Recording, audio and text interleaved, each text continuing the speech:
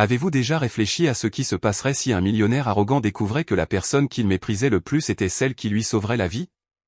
Et si je vous disais que cette découverte s'est produite lorsqu'il a été témoin d'une scène si simple qu'elle a complètement bouleversé sa vision du monde? Préparez-vous, car ce que vous allez entendre vous bouleversera comme vous ne l'auriez jamais imaginé. Si vous aimez ce contenu, n'oubliez pas de vous abonner à notre chaîne. Nous mettons en ligne des vidéos tous les jours. Aimez la vidéo si vous aimez cette histoire et dites-nous d'où vous venez et à quelle heure vous écoutez dans les commentaires. C'était un jeudi pluvieux de mai à Buenos Aires, et Carlos Valente Ferreira vivait la pire journée de sa carrière. À 45 ans, il est propriétaire de l'une des plus grandes entreprises de construction du pays, Valente & Associates, avec un actif de plus de 50 millions de dollars. Carlos vivait dans un manoir de 4000 mètres carrés à Palermo Chico. Il conduisait une Porsche rouge d'un demi-million de dollars, et avait l'habitude de traiter tout le monde autour de lui comme s'il lui était inférieur. Cet après-midi-là, Carlos rentrait d'une réunion qui avait été un véritable désastre. Le consortium international qu'il essayait de conclure depuis 6 mois venait d'annuler l'affaire, emportant avec lui des millions de dollars de contrats futurs. Il avait crié sur 3 secrétaires, licencié 2 ingénieurs et insulté le chauffeur pour s'être retrouvé coincé dans les embouteillages de l'avenue Général Paz. Quand il arriva chez lui à 15 heures, beaucoup plus tôt que d'habitude, Carlos ferma le portail du garage avec tant de force que le bruit résonna dans toute la propriété. Normalement, il n'arrivait qu'après 21 heures, quand tous les employés étaient déjà partis. La maison était toujours silencieuse, propre et organisée, exactement comme il aimait. Mais ce jour-là fut différent.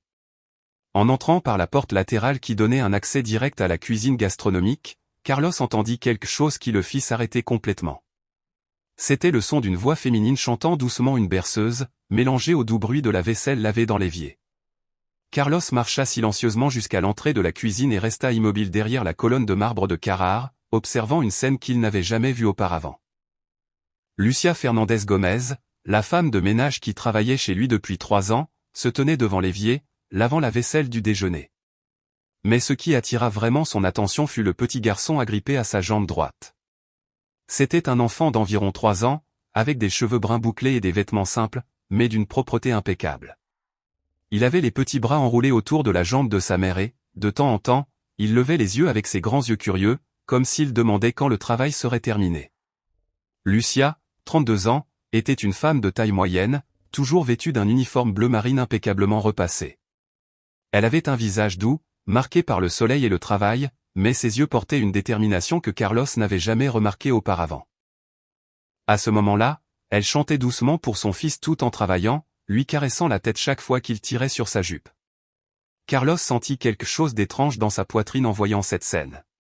Pour la première fois depuis de nombreuses années, il se souvint de sa propre enfance.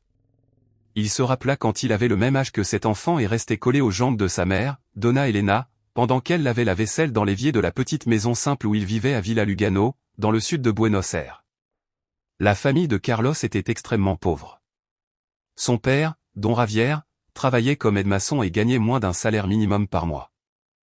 Donna Elena faisait le ménage chez des familles pour compléter les revenus et, souvent, emmenait le petit Carlos avec elle car elle n'avait personne pour le garder. Carlos se rappela parfaitement à quel point il se sentait en sécurité et protégé quand il restait ainsi, collé à sa mère. Il se rappela l'odeur du savon en poudre bon marché qu'elle utilisait, la façon affectueuse dont elle lui chantait en travaillant, et à quel point il se sentait aimé même au milieu de toutes ses difficultés financières. Mais il se rappela aussi l'humiliation. Il se rappela comment les patronnes de sa mère les regardaient avec mépris, comme s'ils étaient des objets étranges dans ces maisons luxueuses. Il se rappela une fois en particulier, quand une femme riche dit juste devant lui qu'un enfant pauvre ne devrait pas être là à salir sa maison. Ce souvenir douloureux fut exactement ce qui façonna Carlos au fil des années. Il se promit qu'un jour il serait assez riche pour que personne ne l'humilie plus, et il y parvint. Mais ce faisant, il se transforma exactement en ces personnes qui l'humiliaient quand il était enfant. En observant Lucia et son fils dans la cuisine, Carlos réalisa qu'il n'avait jamais prêté attention à la vie personnelle d'aucun de ses employés. Pour lui, ils n'étaient que des personnes qui exécutaient des tâches en échange d'un salaire. Il ne savait même pas que Lucia avait un fils. Le petit garçon, qui s'appelait Daniel, commença à gémir doucement. Lucia posa immédiatement l'éponge, se pencha et prit son fils dans ses bras, lui murmurant des mots d'affection à l'oreille. Carlos observa comment elle berçait doucement l'enfant, comment ses yeux se remplissaient de tendresse et comment elle oubliait complètement le travail pour accorder toute son attention à son fils. Ce fut à ce moment que Carlos eut une perception dévastatrice de lui-même. Il réalisa qu'il était devenu exactement ce qu'il détestait le plus enfant, une personne riche et arrogante qui traitait les pauvres comme s'ils étaient invisibles. Il réalisa qu'il n'avait jamais montré la moindre once d'humanité envers aucun de ses employés. Lucia posa Daniel par terre avec quelques jouets simples qu'elle avait apportés dans un sac en plastique et retourna à l'évier pour finir la vaisselle. Carlos remarqua qu'elle travaillait méticuleusement, lavant chaque assiette et chaque verre avec un soin qu'il n'avait jamais observé auparavant. Tout devenait étincelant. Ce qui impressionna le plus Carlos fut la patience infinie dont Lucia faisait preuve. Chaque fois que Daniel tirait sur sa jupe ou faisait un petit bruit, elle le regardait avec un sourire au visage et lui disait des mots affectueux. Elle ne montrait jamais d'irritation ou de précipitation, même si elle savait qu'elle avait beaucoup de travail devant elle. Carlos réalisa qu'il ne savait absolument rien de la vie de cette femme qui nettoyait sa maison 3 fois par semaine depuis 3 ans. Il ne savait pas où elle vivait, si elle était mariée, si elle avait d'autres enfants, quels étaient ses rêves ou ses difficultés. Pour lui, Lucia avait toujours été juste la femme de ménage, une personne sans nom, sans histoire, sans sentiment. Mais là, en la voyant interagir avec son fils de manière si aimante, Carlos réalisa qu'il était devant une mère dévouée, une femme travailleuse et honnête, une personne qui affrontait probablement des difficultés bien plus grandes que les siennes, mais qui réussissait quand même à conserver sa douceur et son amour. C'est alors que Carlos remarqua un autre détail qui le laissa encore plus intrigué. À côté du sac de Lucia, sur le comptoir, il y avait quelques livres. Il put voir les titres « Administration financière pour les petites entreprises »,« Marketing digital en pratique et gestion d'affaires ». Carlos fronça les sourcils, confus. Pourquoi une femme de ménage lirait-elle des livres sur l'administration et le marketing? À ce moment-là, Daniel laissa tomber l'un de ses jouets et commença à pleurer. Lucia laissa immédiatement tout tomber et alla le consoler, mais cette fois, elle commença à lui parler d'une manière qui laissa Carlos complètement surpris. « Mon amour, maman va vite finir ici et ensuite nous rentrerons à la maison pour étudier, d'accord? Tu veux jouer avec les chiffres que je t'ai appris hier ou tu veux que je te lise cette histoire sur le garçon qui est devenu médecin ?» dit Lucia, caressant le visage de son fils. Carlos n'en revenait pas. Lucia enseignait les mathématiques à un enfant de 3 ans et parlait d'un enfant qui est devenu médecin. Quel genre de femme de ménage faisait cela? Maman, je veux être comme ce garçon de l'histoire. Je veux aider les gens quand je serai grand, répondit Daniel avec sa douce petite voix d'enfant. Et tu le seras, mon fils. Tu vas beaucoup étudier. Tu auras un diplôme universitaire et tu aideras beaucoup de gens. Maman travaille dur pour économiser de l'argent pour tes études, dit Lucia, embrassant le front de l'enfant. Carlos sentit sa gorge se serrer en entendant cette conversation. Il réalisa qu'il était témoin de quelque chose de beaucoup plus profond qu'une simple mère conversant avec son fils. Il voyait une femme qui, malgré toutes les difficultés, avait de grands rêves pour son enfant et était prête à travailler dur pour les réaliser. Mais ce qui se passa ensuite laissa Carlos encore plus perplexe. Daniel prit l'un des livres de sa mère et commença à en feuilleter les pages, montrant quelques graphiques et chiffres. « Maman, ce graphique que tu m'as montré ? Celui qui montre quand l'entreprise vend plus de choses, demanda l'enfant. C'est ça, mon amour. C'est le graphique des profits. Quand une entreprise vend plus de produits, elle gagne plus d'argent et la ligne du graphique monte, expliqua Lucia patiemment. Carlos était stupéfait. Un enfant de 3 ans apprenait des concepts d'administration, et une femme de ménage les lui enseignait. Rien n'avait de sens dans sa tête. C'est alors que Lucia regarda l'horloge et réalisa qu'elle était en retard. « Daniel, maman doit vite finir ici car nous devons encore nettoyer le salon et ensuite aller chercher grand-mère à l'hôpital, dit-elle, retournant précipitamment à l'évier. Le mot hôpital fit que Carlos prêta encore plus attention. Pendant qu'elle finissait de sécher les dernières assiettes, Carlos l'entendit murmurer une prière à voix basse, « Mon Dieu, donne de la force à ma chère mère pour qu'elle se remette vite de cette chirurgie et merci de me donner ce travail pour que je puisse payer son traitement. » Carlos sentit comme s'il avait reçu un coup de poing dans le ventre. Lucia travaillait pour payer le traitement médical de sa mère et, malgré cela, elle n'avait jamais demandé un sou d'avance ni montré le moindre signe de désespoir.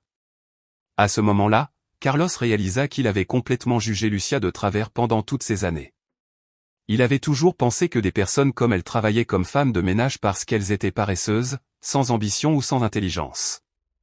Mais là se trouvait une femme qui étudiait l'administration et le marketing, enseignait des concepts avancés à un fils de 3 ans et, de plus, prenait soin d'une mère malade. Lucia finit d'organiser la cuisine, rangea les livres dans son sac et prit Daniel dans ses bras. Carlos resta caché derrière la colonne, les observant se préparer à partir. Ce fut alors qu'il remarqua un autre détail qui le toucha profondément. Les vêtements de Lucia étaient d'une propreté impeccable et bien repassés, mais ils étaient clairement très vieux et rapiécés.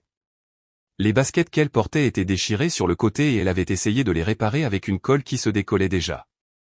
Daniel portait des vêtements simples, mais Carlos remarqua que tout était impeccable, comme si Lucia passait des heures à prendre soin de l'apparence de son fils, malgré le peu qu'elle possédait. « Allons, mon prince, allons voir grand-mère et ensuite à la maison tu m'aideras à étudier pour l'examen de la fac, » dit Lucia, ajustant le petit sac à dos sur le dos de Daniel. Carlos faillit s'étouffer. La fac. Lucia étudiait à la fac. Comment parvenait-elle à travailler comme femme de ménage, à s'occuper d'un petit enfant, à prendre soin d'une mère malade et, en plus, à étudier? Quand ils partirent par la porte arrière, Carlos resta seul dans la cuisine, complètement perdu dans ses pensées. Pour la première fois de sa vie d'adulte, il remit sérieusement en question le genre de personne qu'il était devenu. Carlos se rappela à quel point il était difficile pour sa mère de trouver du travail quand il était petit. Il se rappela comment elle rentrait épuisée après avoir nettoyé des maisons toute la journée, mais s'assurait quand même de l'aider avec ses devoirs et de discuter avec lui de ses rêves. Donna Elena disait toujours à Carlos que les études étaient le seul moyen pour eux de sortir de cette situation de pauvreté. Elle travaillait 16 heures par jour pour pouvoir payer une modeste école privée à son fils et répétait toujours « Mon fils, tu seras médecin, tu auras une vie meilleure que la nôtre. » Carlos tint la promesse de sa mère. Il obtint un diplôme d'ingénieur civil à l'UBA, fit un MBA à Stanford et bâtit un empire commercial. Mais ce faisant, il oublia complètement les valeurs que Donna Elena lui avait enseignées, humilité, compassion et gratitude. Maintenant, voyant le dévouement de Lucia envers son fils, Carlos réalisa qu'il était devenu exactement le type de patron arrogant qui humiliait sa mère quand il était enfant. L'ironie était douloureuse et dévastatrice. Carlos monta à son bureau au 2e étage du manoir, mais il ne parvenait à se concentrer sur rien. L'image de Lucia chantant pour Daniel en travaillant ne sortait pas de sa tête. Il prit son ordinateur portable et, sur une impulsion, tapa son nom dans le système de ressources humaines de l'entreprise. Ce qu'il découvrit le laissa encore plus surpris. Lucia Fernandez Gomez, 32 ans, étudiait l'administration des entreprises à l'université de Palerme en cours du soir. Elle travaillait comme femme de ménage dans 4 maisons différentes pendant la semaine pour pouvoir payer les mensualités de l'université, le traitement médical de sa mère diabétique et les besoins de son fils. Carlos continua à lire son CV. Lucia avait obtenu son diplôme de fin d'études secondaires avec d'excellentes notes. Elle avait toujours eu des emplois dans le domaine du nettoyage, mais n'avait jamais manqué un seul jour de travail auquel ait travaillé. Les références de tous ses emplois précédents étaient impeccables, mais ce qui impressionna le plus Carlos fut la section des objectifs professionnels du CV. Lucia avait écrit « J'ai l'intention d'obtenir un diplôme en administration pour ouvrir ma propre entreprise de nettoyage, offrant des opportunités d'emploi décents à d'autres mères qui, comme moi, ont besoin de concilier le soutien de leur famille avec leurs études. » Carlos ferma l'ordinateur portable et resta silencieux pendant quelques minutes. Cette femme qu'il avait toujours traitée avec indifférence avait des rêves ambitieux, une intelligence supérieure à la moyenne et une détermination qu'il voyait rarement, même parmi les cadres de son entreprise. Mais il ne savait pas que l'histoire de Lucia était beaucoup plus complexe et émouvante qu'il ne l'imaginait, et qu'il découvrirait bientôt des détails sur sa vie qui changeraient à jamais la façon dont il voyait le monde. Carlos décida que le lendemain il parlerait à Lucia. Pour la première fois depuis des années, il ressentait une curiosité authentique pour la vie d'une autre personne, mais il n'avait aucune idée que cette conversation révélerait des secrets qui transformeraient non seulement sa vision de Lucia, mais aussi la sienne. Le vendredi suivant, Carlos arriva chez lui plus tôt encore, mais cette fois exprès. Il voulait trouver Lucia et discuter avec elle de ce qu'il avait vu. Quand il arriva, elle nettoyait le salon avec Daniel jouant sur le tapis à côté d'elle. « Lucia, pourriez-vous venir ici un instant ? J'aimerais discuter avec vous, » dit Carlos, essayant de paraître moins autoritaire qu'à son habitude. Lucia devint visiblement nerveuse. En 3 ans de travail, c'était la première fois que le patron lui demandait de discuter au-delà des instructions de base sur le travail. « Oui, monsieur Carlos, ai-je fait quelque chose de mal ?» demanda-t-elle, s'essuyant les mains sur son tablier. Non, non, au contraire. Asseyez-vous, s'il vous plaît, dit Carlos, désignant le canapé. Lucia hésita. Elle ne s'était jamais assise sur aucun meuble de cette maison. Monsieur, puis-je rester debout, dit-elle timidement. S'il vous plaît, asseyez-vous et vous pouvez aussi amener votre fils, insista Carlos. Lucia s'assit au bord du canapé avec Daniel sur ses genoux, visiblement mal à l'aise avec la situation. Lucia, je vous ai vu hier étudier des livres sur l'administration. Vous faites des études universitaires, demanda Carlos. Oui, monsieur. Je suis des cours d'administration le soir. J'espère que cela n'interfère pas avec mon travail ici, répondit-elle rapidement. Non, bien sûr que non. En fait, j'ai été impressionné. Comment parvenez-vous à concilier travail, études et en plus prendre soin de votre fils? Lucia fut surprise par l'intérêt de son patron. Monsieur, je travaille du lundi au jeudi dans 4 maisons différentes.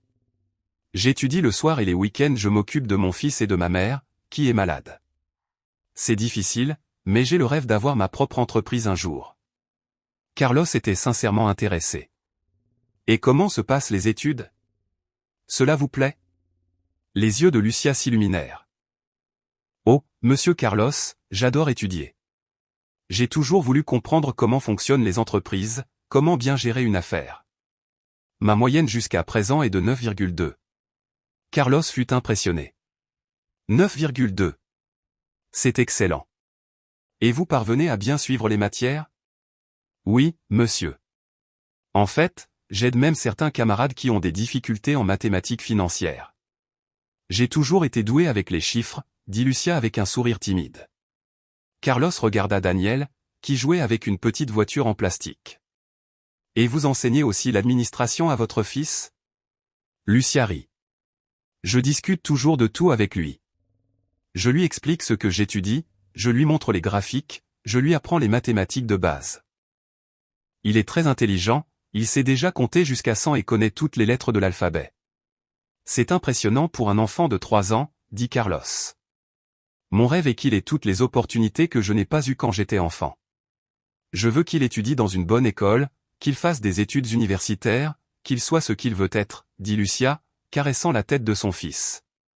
Carlos sentit la même étrange sensation dans sa poitrine. Lucia, puis-je vous poser une question sur votre mère? J'ai entendu dire que vous aviez mentionné qu'elle était à l'hôpital. Le visage de Lucia s'assombrit. Ma mère est diabétique et a dû subir une intervention chirurgicale la semaine dernière pour l'amputation de 2 orteils. Le traitement est coûteux, mais elle a besoin d'un suivi médical constant. Et votre mari vous aide avec les dépenses? Lucia baissa la tête. Je n'ai pas de mari, monsieur Carlos. Daniel est seulement mon fils. Son père est parti quand il a su que j'étais enceinte. Depuis, c'est moi qui m'occupe de tout seul. Carlos fut frappé par la force de cette femme.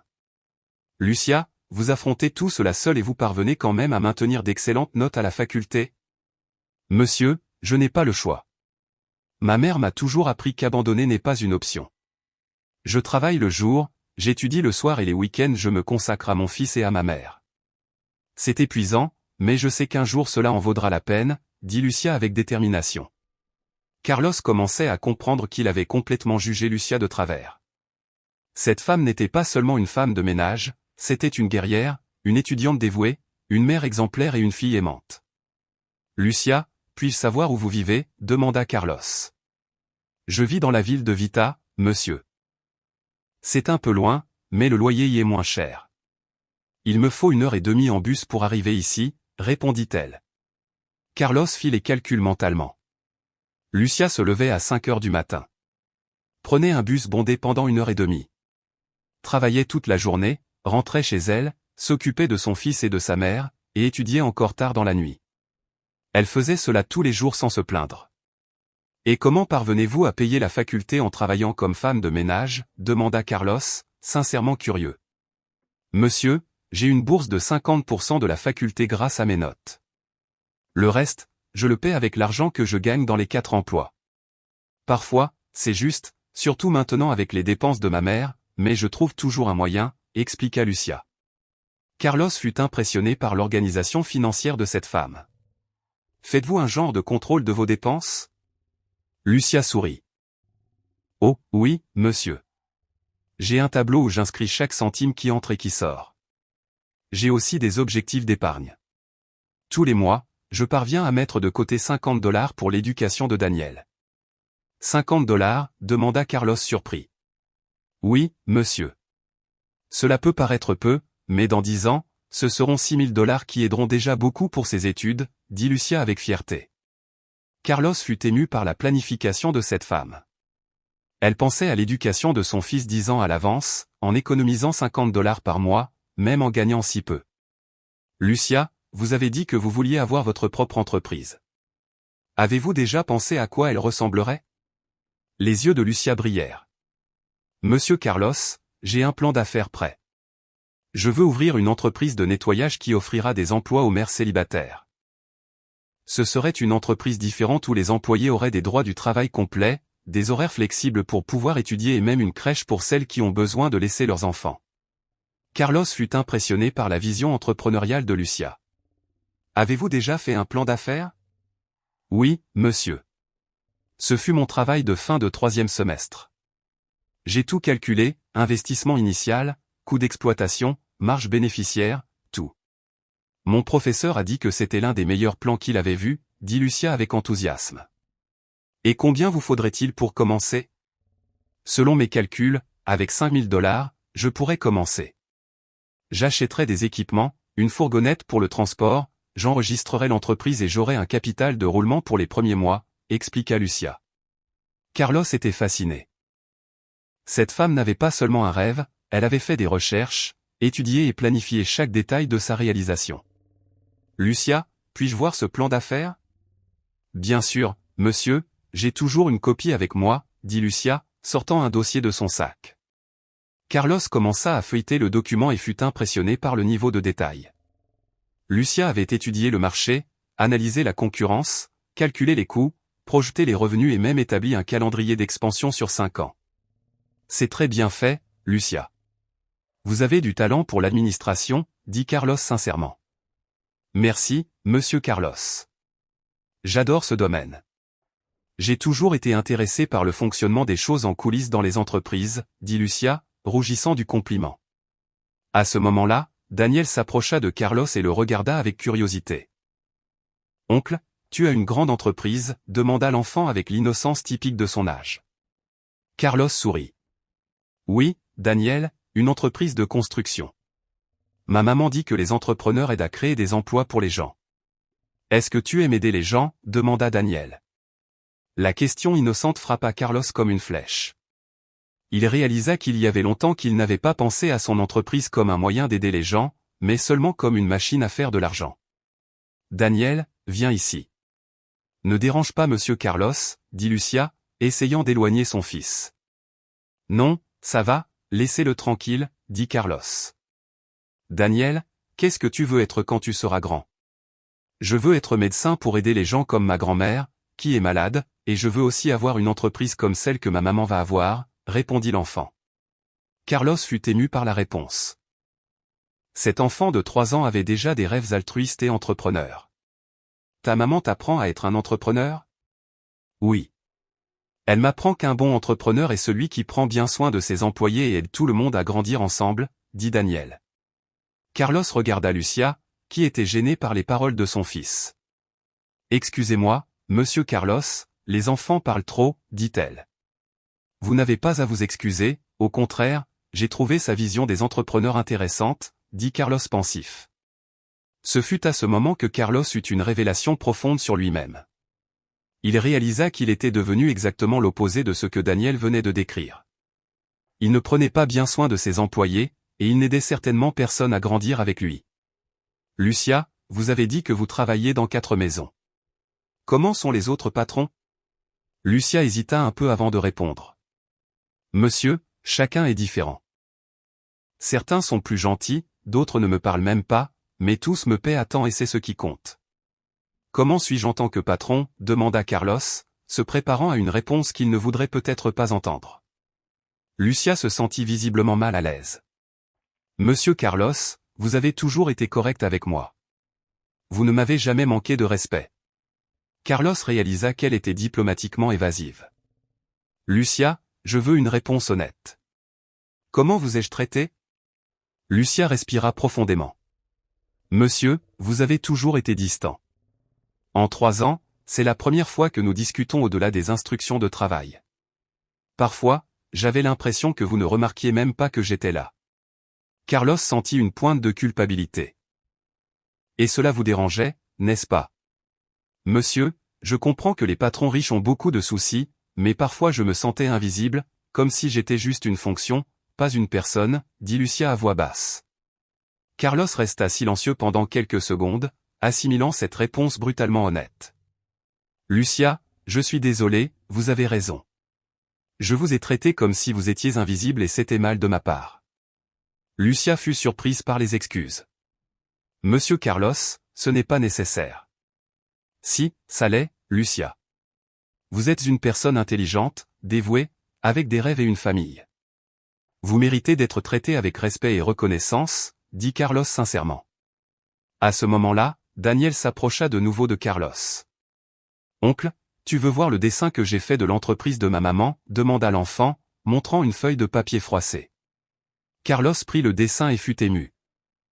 C'était un dessin d'enfant, mais on pouvait voir une maison avec plusieurs femmes qui travaillaient, des enfants qui jouaient dans un coin et des mots écrits avec l'écriture irrégulière d'un enfant, entreprise de maman, travail et amour. C'est très joli, Daniel. Ta maman va avoir une belle entreprise comme celle-ci, dit Carlos, rendant le dessin. Oncle, tu peux aider ma maman à avoir son entreprise, demanda Daniel les yeux brillants.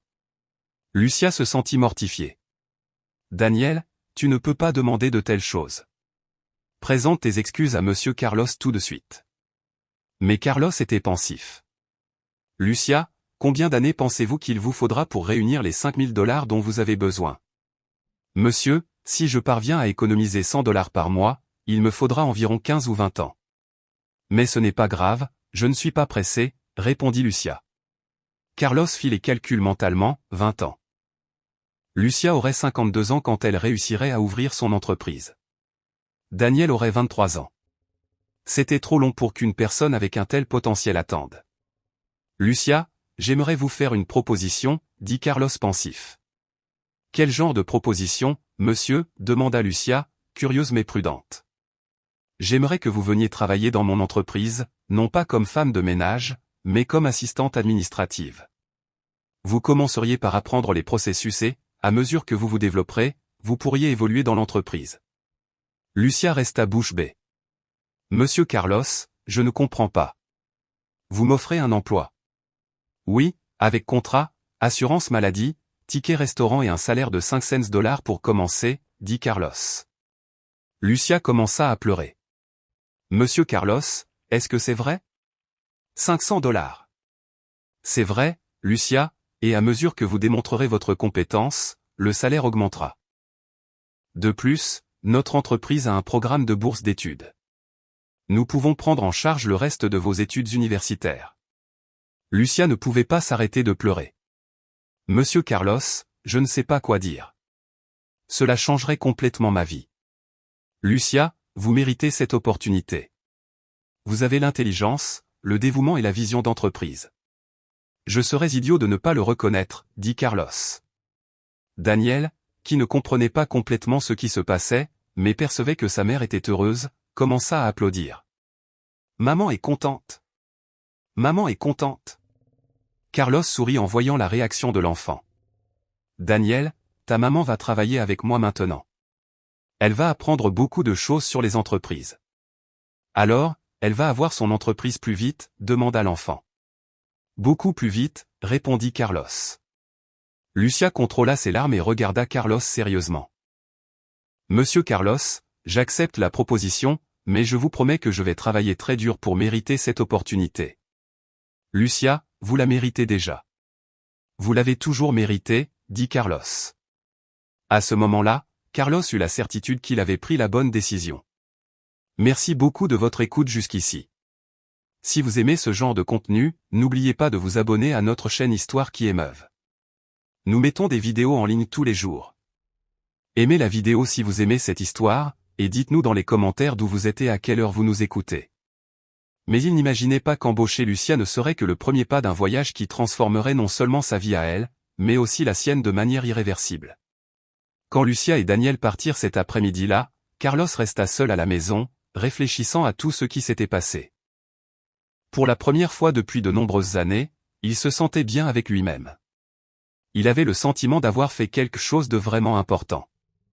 Mais Carlos ne savait pas encore que Lucia gardait des secrets sur son passé qui révéleraient d'impressionnantes coïncidences entre leurs histoires de vie et qu'il découvrirait bientôt que le lien entre eux était beaucoup plus profond qu'il n'aurait jamais pu l'imaginer.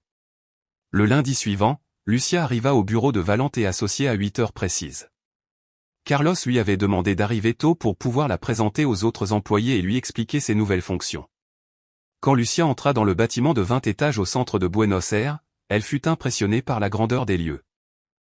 Le hall d'entrée avait du marbre importé, des lustres en cristal et une réception qui ressemblait plus à un hôtel 5 étoiles qu'à un bureau. Carlos l'attendait au 18e étage où se trouvait son bureau présidentiel. « Bonjour, Lucia.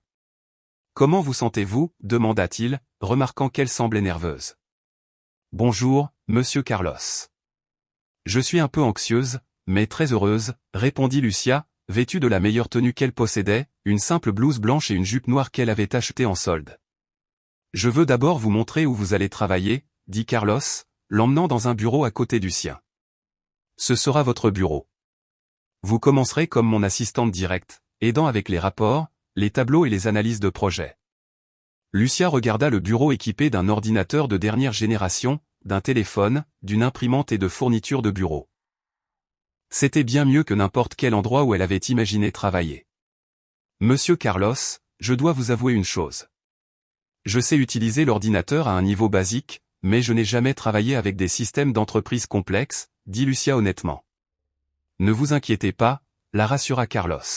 « Laura, notre responsable des ressources humaines, vous donnera une formation complète cette semaine, et si vous avez le moindre doute, vous pouvez me le demander. » Pendant la première semaine, Lucia se dévoua intensément à la formation. Laura fut impressionnée par la rapidité avec laquelle elle apprenait. « Carlos, cette fille est une éponge. Elle absorbe les informations plus vite que n'importe quel stagiaire que j'ai formé, » commenta Laura. Mais ce fut la deuxième semaine que quelque chose se produisit qui laissa Carlos complètement surpris. Il avait demandé à Lucia d'analyser un tableau des coûts d'un projet résidentiel à Nord-Delta qui présentait des pertes inexplicables. 2 heures plus tard, Lucia frappa à la porte de son bureau avec le tableau en main et une expression sérieuse sur le visage. « Monsieur Carlos, j'ai trouvé le problème, » dit-elle en entrant dans le bureau. « Quelle rapidité !»« Montrez-moi ce que vous avez découvert, » dit Carlos, impressionné. Lucia ouvrit le tableau sur son ordinateur et commença à expliquer, « Monsieur, le problème se trouve dans le tableau des matériaux. Il y a une divergence entre la quantité de ciment acheté et la quantité nécessaire pour le chantier. Selon mes calculs, 15 tonnes de plus que nécessaire ont été achetées. » Carlos regarda les chiffres et vérifia les calculs. Tout était correct. « Lucia, comment avez-vous découvert cela si vite ? » Mes ingénieurs ont passé 3 jours à analyser ce tableau et n'ont rien trouvé. Monsieur, j'ai toujours été doué avec les chiffres et, comme j'étudiais le contrôle des coûts à l'université la semaine dernière, il a été facile d'identifier le problème, expliqua Lucia modestement. Carlos n'en revenait pas. En 2 heures, Lucia avait résolu un problème qui coûtait $10 000 à l'entreprise. « Lucia, êtes-vous sûr de ces calculs ? » « Oui, monsieur. Même si vous le souhaitez, je peux créer un tableau de contrôle qui évitera ce type d'erreur à l'avenir, » proposa Lucia. Carlos resta bouche bée. « Vous savez créer des tableaux de contrôle ? » « Oui, monsieur.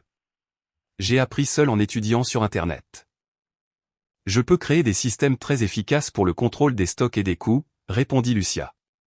À ce moment-là, Carlos réalisa qu'il avait complètement sous-estimé la capacité intellectuelle de Lucia.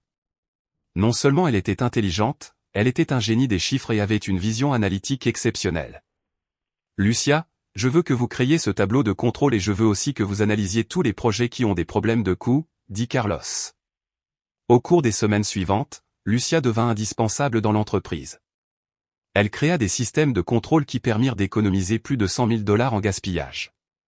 Elle optimisa des processus qui étaient devenus bureaucratiques et parvint, en outre, à identifier des opportunités de réduction des coûts que personne n'avait perçus. Les autres employés furent initialement curieux de savoir qui était cette femme que Carlos avait embauchée. Certains firent des commentaires préjudiciables, disant qu'elle n'était là que parce que Carlos s'intéressait à elle. Mais quand ils virent la qualité du travail de Lucia, tous changèrent rapidement d'avis.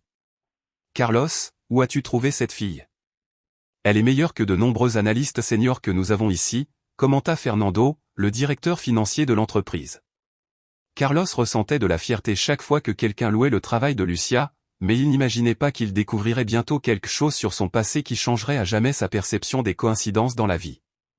Un mois après que Lucia a commencé à travailler dans l'entreprise, Carlos a dû se rendre sur un chantier à Mar del Plata et lui a demandé de l'accompagner pour faire des rapports d'avancement. Pendant le trajet en voiture, ils ont discuté de divers sujets. « Lucia, avez-vous toujours vécu à Buenos Aires ?» demanda Carlos. « Je suis né ici, monsieur Carlos. »« J'ai toujours vécu dans le sud, à Villa Lugano », répondit Lucia. Carlos faillit perdre le contrôle du volant. « Vous avez vécu à Villa Lugano ? À quelle période ? » ? « J'y suis né et j'y ai vécu jusqu'à 18 ans. Ma famille était très pauvre. Ma mère travaillait comme femme de ménage et mon père était aide-maçon, » dit Lucia. Carlos eut un frisson. « Lucia, quel est le nom complet de vos parents ? » ? « Ma mère s'appelle Carmen Gomez de Fernandez et mon père était Javier Fernandez. Il est décédé quand j'avais 15 ans, » répondit Lucia. Carlos arrêta la voiture sur le bas-côté de l'autoroute. Il tremblait. « Lucia, avez-vous connu une famille appelée Valente Ferreira qui vivait dans le même quartier ? » Bien sûr, Donna Elena et Don Javier avaient un fils appelé Carlos. « Pourquoi me demandez-vous cela ?» dit Lucia, curieuse. Carlos resta silencieux pendant quelques secondes, assimilant l'information dévastatrice. « Lucia. Donna Elena était ma mère. Don Javier était mon père. » Lucia devint pâle. « Comment dites-vous, monsieur Carlos ? » Lucia, nous avons grandi dans le même quartier. Nous avons probablement joué ensemble quand nous étions enfants, dit Carlos, toujours sous le choc. Lucia commença à analyser attentivement le visage de Carlos.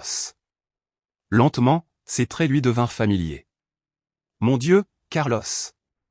Carlito de Donna Elena. Oui, Lucia, c'est moi. Vous êtes Lucita de Donna Carmen. Lucia commença à pleurer. Carlos, je n'y crois pas. Tu étais le garçon qui partageait toujours son goûter avec moi à l'école. Carlos était aussi ému. Lucia, je me souviens de toi. Tu aidais toujours les autres enfants avec leurs devoirs. Tu étais la plus intelligente de la classe. Ils restèrent enlacés pendant quelques minutes, pleurant et riant en même temps. Il était impossible de croire à une telle coïncidence. Carlos, je me souviens que tu disais toujours que tu serais riche pour aider ta maman, dit Lucia, essuyant ses larmes. Et toi, tu disais toujours que tu aurais une entreprise pour donner du travail aux gens pauvres, répondit Carlos. À ce moment-là, ils réalisèrent tous deux qu'ils avaient suivi des chemins opposés pour réaliser des rêves similaires. Carlos était devenu riche, mais avait oublié d'aider d'autres personnes. Lucia avait gardé le rêve d'aider les autres, mais n'avait pas réussi à sortir de la pauvreté. Lucia, maintenant je comprends pourquoi j'ai ressenti un lien si fort quand je vous ai vu avec votre fils. Vous m'avez rappelé mon enfance, la relation que j'avais avec ma mère, dit Carlos. Carlos, j'ai toujours admiré ta détermination quand nous étions enfants. Tu as vraiment réussi tout ce dont tu rêvais, dit Lucia. Mais je me suis perdu en chemin, Lucia. J'ai oublié les valeurs que ma mère m'a enseignées. Je suis devenu exactement le type de personne qui nous humiliait, confessa Carlos. Carlos, tu ne t'es pas perdu, tu as juste temporairement oublié qui tu étais. Mais maintenant tu te souviens, dit Lucia, touchant son bras affectueusement. Ils reprirent la route vers Mar del Plata, mais maintenant la conversation avait complètement changé de ton. Carlos commença à raconter à Lucia comment il avait bâti son entreprise, les moments difficiles, les décisions qu'il avait prises. Après avoir atteint le succès financier, je me suis éloigné de tout ce qui me rappelait la pauvreté. Je pensais que de cette façon je ne souffrirais plus jamais, dit Carlos. Mais tu as souffert d'une autre manière, tu es resté seul, observa Lucia. Carlos réalisa que Lucia avait raison. Il avait bâti un empire financier, mais il était complètement seul. Il n'avait pas de vrais amis, pas de famille, pas d'amour. Lucia, Comment as-tu réussi à conserver ton humanité malgré toutes les difficultés que tu as rencontrées, demanda Carlos. Carlos, ma mère m'a toujours appris que peu importe combien d'argent tu as ou n'as pas, ce qui compte, c'est le genre de personne que tu es. Je m'en suis toujours souvenu, répondit Lucia. Quand ils arrivèrent sur le chantier à Mar del Plata, Carlos présenta Lucia aux ingénieurs comme sa nouvelle analyste des coûts, mais pendant la journée, il observa quelque chose qui l'impressionna encore plus. Lucia discuta avec tous les ouvriers du chantier. Elle posa des questions sur leur famille, sur leurs conditions de travail, sur leurs besoins. Elle les traita avec respect et une affection sincère. Donna Lucia, vous êtes différente des autres chefs qui viennent ici. Vous nous parlez comme si nous étions des personnes importantes, dit Don Antonio, un maçon de 50 ans. Don Antonio, vous êtes important. Vous construisez les rêves des gens. Il n'y a pas de travail plus important que cela, répondit Lucia. Carlos observa cette scène et réalisa que Lucia avait réussi en une matinée quelque chose qu'il n'avait jamais fait en 20 ans, gagner le respect et l'affection sincère des ouvriers. De retour à Buenos Aires, Carlos était pensif. Lucia, je veux vous faire une proposition différente. Quel genre de proposition, Carlos? Je veux que vous deveniez mon associé. Je veux que vous m'aidiez à transformer cette entreprise en quelque chose qui ait du sens, qui aide réellement les gens, dit Carlos. Lucia fut sous le choc. Carlos, vous parlez sérieusement? Associé? Complètement sérieux. Vous avez tout ce qui me manque, humanité, vision sociale, capacité à connecter avec les gens. Ensemble, nous pouvons transformer Valente et Associés en une entreprise qui construit non seulement des bâtiments, mais des rêves, expliqua Carlos. Carlos, c'est bien plus que ce que j'ai jamais rêvé. Mais, et si ça ne marche pas? Et si je n'y arrive pas? Lucia, vous avez déjà réussi. En un mois, vous avez fait plus pour l'entreprise que de nombreux employés en des années. J'ai confiance en vous, dit Carlos. Lucia se remit à pleurer. Carlos, j'accepte d'être votre associé, mais je veux que notre entreprise soit vraiment différente. Je veux qu'elle offre des opportunités aux personnes telles que nous étions quand nous étions enfants. C'est exactement ce que je veux, Lucia. Dans les mois qui suivirent, Carlos et Lucia travaillèrent ensemble pour transformer complètement la culture de l'entreprise. Ils créèrent un programme de bourse d'études pour les enfants des employés. Ils mirent en place une crèche dans l'entreprise pour les mères qui travaillent. Ils établirent des plans de carrière clairs pour tous les employés et commencèrent à embaucher des personnes issues de communautés défavorisées, leur offrant formation et opportunités de croissance. Mais leur projet le plus ambitieux fut la création de la Constructora Social Valente y Gómez, une division de l'entreprise dédiée exclusivement à la construction de logements sociaux de qualité pour les familles à faible revenu. Carlos, j'ai une idée qui pourrait révolutionner la construction de logements sociaux, dit Lucia lors d'une réunion. Racontez-moi, répondit Carlos, impatient. Et si nous offrions non seulement des maisons bon marché, mais des maisons intelligentes et durables avec des panneaux solaires, des systèmes de récupération des eaux de pluie, des jardins communautaires, proposa Lucia. Carlos s'enthousiasma. Lucia, c'est génial. Nous pouvons construire de véritables communautés durables. Ils développèrent un projet pilote à Villa Lugano, exactement dans le quartier où ils avaient grandi. Le projet comprenait 100 maisons durables, une école communautaire, un centre de santé, une zone de loisirs et même un centre d'entrepreneuriat pour apprendre aux résidents à ouvrir leurs propres entreprises. Lorsque le projet fut annoncé, il attira l'attention des médias nationaux. Des magazines d'architecture, des émissions de télévision et des journaux écrivirent sur cette initiative révolutionnaire. Carlos Valente et Lucia Gómez démontrent qu'il est possible de faire des affaires rentables tout en transformant la vie de communautés entières, écrivit le magazine Forbes Argentina. Mais ce qui émut le plus Carlos et Lucia fut la réaction des familles qui bénéficieraient du projet. Donna Lucia, vous réalisez le rêve de ma famille. Mes enfants auront une maison digne pour grandir, dit l'une des futures résidentes, en pleurs lors de la présentation du projet. Le jour de l'inauguration de la première phase du projet, Carlos et Lucia étaient sur scène devant des centaines de personnes de la communauté. Carlos regarda Lucia et réalisa qu'elle était nerveuse de parler. Lucia, voulez-vous dire quelques mots, demanda Carlos. Lucia s'approcha du microphone. Les gens, j'ai grandi ici, dans ce quartier. Je sais à quel point c'est difficile quand on a de grands rêves, mais pas d'opportunités. Ce projet est là pour montrer que nous méritons tous une vie digne, peu importe où nous sommes nés ou combien d'argent nous avons. L'audience éclata en applaudissements. Carlos ressentit une immense fierté pour Lucia et pour tout ce qu'ils avaient construit ensemble. Mais la plus grande surprise arriva 3 mois plus tard, lorsque Carlos reçut un appel inattendu. Monsieur Carlos Valente, nous vous parlons du ministère du Développement territorial et de l'Habitat. Vous et Madame Lucia Gomez avez été sélectionnés pour recevoir le prix national de l'innovation sociale. Votre projet est considéré comme un modèle pour tout le pays. Carlos raccrocha et courut l'annoncer à Lucia. Lucia, nous avons gagné le prix national de l'innovation sociale. Lucia n'y croyait pas à Carlos, tu plaisantes? Je ne plaisante pas. Notre projet va devenir un modèle national. Ils s'embrassèrent, pleurant d'émotion. Deux amis d'enfance qui s'étaient retrouvés par hasard avaient créé quelque chose qui allait changer la vie de milliers de personnes. Lors de la cérémonie de remise des prix à la Casa Rosada, Carlos et Lucia furent appelés sur scène pour recevoir le prix des mains du président de la République. Carlos Valente et Lucia Gomez représentent le meilleur de l'entrepreneuriat argentin, la capacité d'innover tout en construisant un pays plus juste, déclara le président lors de la remise.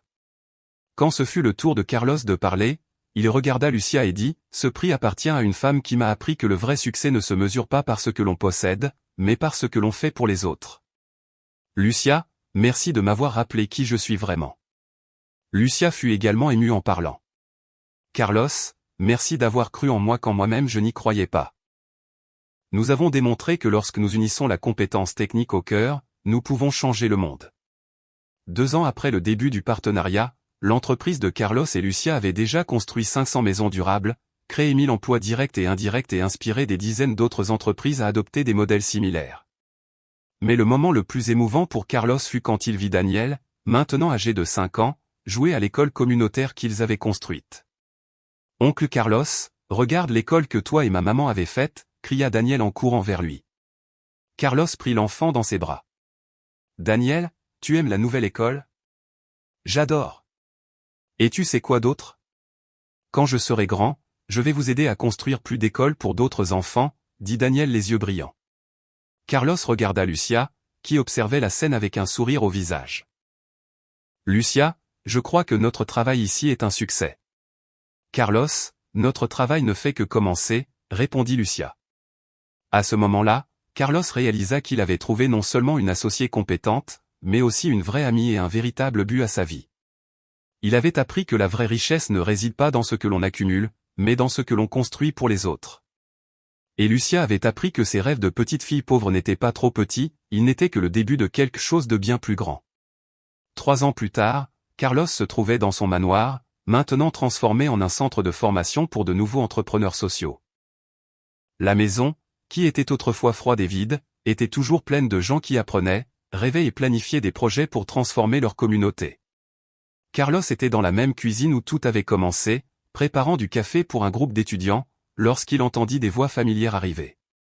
Oncle Carlos, c'était Daniel, maintenant âgé de 6 ans, courant vers lui. Daniel, comment s'est passée l'école aujourd'hui ? Demanda Carlos, serrant l'enfant dans ses bras. C'était génial. La maîtresse a dit que j'étais très bon en maths, tout comme ma maman, répondit Daniel, fier. Lucia entra dans la cuisine, portant un dossier rempli de documents. Carlos, nous avons 93 demandes de réplication de notre projet dans d'autres provinces. 93, Lucia. C'est incroyable. Et il y a plus encore. L'ONU veut présenter notre modèle à la conférence mondiale sur le logement durable, dit Lucia, animée. Carlos sourit. Lucia, te souviens-tu quand nous étions enfants et que nous jouions à changer le monde ? Je me souviens. Qui aurait cru que ce n'était pas un jeu, répondit Lucia en riant.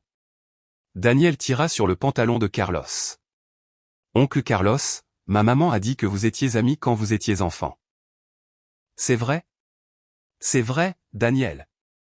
Ta maman a toujours été ma meilleure amie, j'ai juste oublié pendant un temps, dit Carlos, regardant Lucia avec affection. Et maintenant vous allez être amis pour toujours, demanda Daniel. Pour toujours, répondirent Carlos et Lucia en même temps. Cet après-midi-là, tandis qu'il observait Lucia enseigner les concepts de durabilité à un groupe de jeunes entrepreneurs dans le salon, qui était autrefois sa salle de télévision, Carlos réfléchit au voyage incroyable qu'ils avaient vécu ensemble. Il avait commencé comme un millionnaire arrogant qui traitait les employés comme des objets. Aujourd'hui, il était un entrepreneur social respecté à l'échelle nationale qui avait trouvé son but en aidant les autres à réaliser leurs rêves. Lucia avait commencé comme une femme de ménage invisible, luttant seule pour subvenir aux besoins de sa famille et étudier. Aujourd'hui, elle était une entrepreneure sociale reconnue internationalement, conférencière dans des universités et mentor de centaines d'entrepreneurs. Mais le plus important est qu'ils avaient tous deux redécouvert l'amitié qu'ils avaient enfants et qu'ensemble, ils construisaient un héritage qui durerait pour toujours. Carlos prit son téléphone portable et appela l'hôpital où Donna Carmen, la mère de Lucia, était hospitalisée pour un bilan de routine. Depuis que Lucia avait commencé à bien gagner sa vie, elle avait souscrit le meilleur plan de santé pour sa mère. « Donna Carmen, comment vous sentez-vous » demanda Carlos. « Carlos, mon fils, je vais très bien. Les médecins ont dit que mon diabète était contrôlé et que je pouvais sortir demain, répondit-elle, animée. Quelle bonne nouvelle! Voulez-vous que Lucia et moi passions vous chercher? Oui, je veux bien. Et Carlos, merci de si bien prendre soin de ma fille.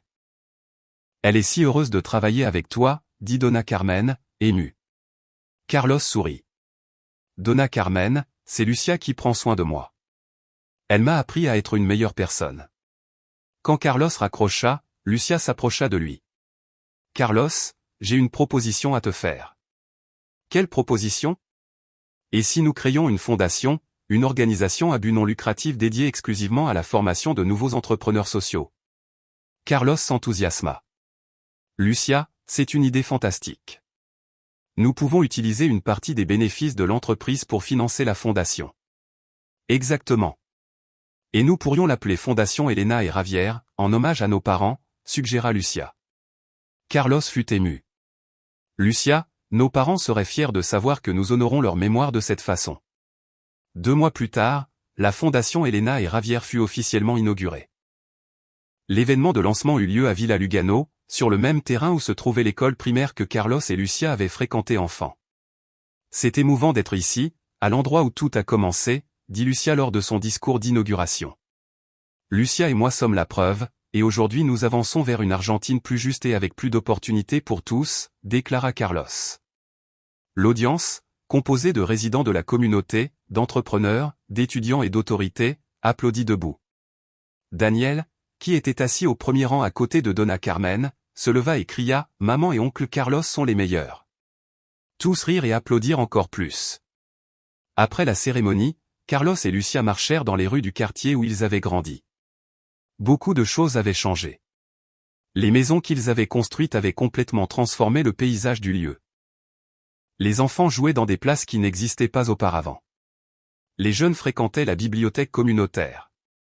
Les familles cultivaient des potagers dans des espaces qui étaient auparavant des terrains vagues. « Carlos, crois-tu que nous avons réussi à faire la différence ?» demanda Lucia. Carlos s'arrêta et désigna une maison où une famille était assise sur la galerie, conversant et riant. Lucia, regarde cette famille. Ils ont une maison digne. Leurs enfants étudient dans une école de qualité. Les parents ont un emploi stable. Nous n'avons pas seulement fait la différence, nous avons changé des destins.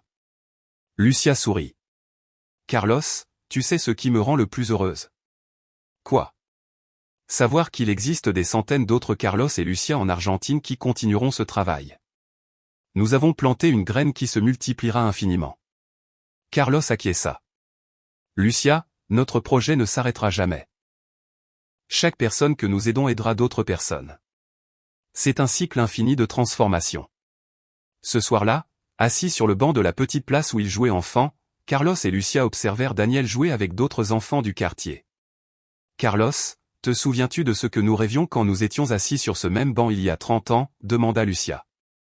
Je me souviens. Je disais que j'allais devenir riche pour acheter une jolie maison à ma mère, et toi tu disais que tu allais avoir une entreprise pour donner du travail aux gens pauvres, se rappela Carlos. Nous avons réussi à réaliser nos rêves, mais d'une manière bien meilleure que ce que nous imaginions, réfléchit Lucia. C'est vrai. Je pensais que la richesse, c'était d'avoir de l'argent. Aujourd'hui, je sais que la richesse, c'est d'avoir un but, dit Carlos. Daniel courut vers eux.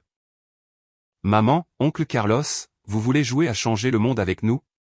Carlos et Lucia se regardèrent et rirent. Daniel, nous y jouons déjà depuis longtemps, dit Lucia. Et ça ne finira jamais, compléta Carlos.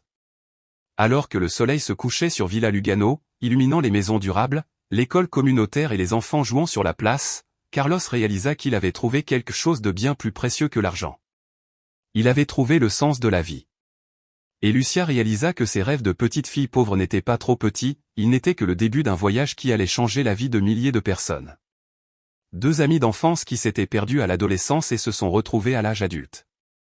Un homme qui avait oublié d'où il venait et une femme qui n'avait jamais oublié où elle voulait aller. Ensemble, ils ont démontré que lorsque nous unissons compétence et compassion, nous pouvons réellement changer le monde. Et leur histoire continue chaque jour dans chaque maison construite, dans chaque emploi créé, dans chaque rêve réalisé. Car la vraie richesse ne réside pas dans ce que l'on accumule pour soi-même, mais dans ce que l'on construit pour les autres. Si vous êtes arrivé jusqu'ici, j'espère que l'histoire de Carlos et Lucia a touché votre cœur et vous a inspiré à regarder autour de vous et à réaliser que chaque personne a une histoire, a des rêves, a du potentiel. Parfois, la personne à laquelle on s'attend le moins peut être exactement celle qui changera votre vie pour le mieux. N'oubliez pas de vous abonner à la chaîne et d'activer la petite cloche pour recevoir plus d'histoires inspirantes comme celle-ci. Et si vous connaissez quelqu'un qui a besoin d'entendre ce message d'espoir et de transformation, partagez cette vidéo, car comme Carlos et Lucia l'ont découvert, de petites actions peuvent générer de grandes transformations. À la prochaine histoire qui vous émouvra et vous inspirera.